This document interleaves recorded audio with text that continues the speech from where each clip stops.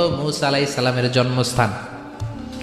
আর ওয়াহাদাল বালাদিল আমিন, এই নিরাপদ শহরের কসম, মানে মক্কাতুল মুকাররমার কসম। মক্কা মুকাররমা কার জন্মস্থান? জোরে বলেন, আরো জোরে বলেন। বিশ্বনবীর জন্মস্থান। তিনজন বড় বড় পয়গাম্বর যেই তিন দেশে এসেছে, আল্লাহ তিনটা দেশের কসম কাটলেন।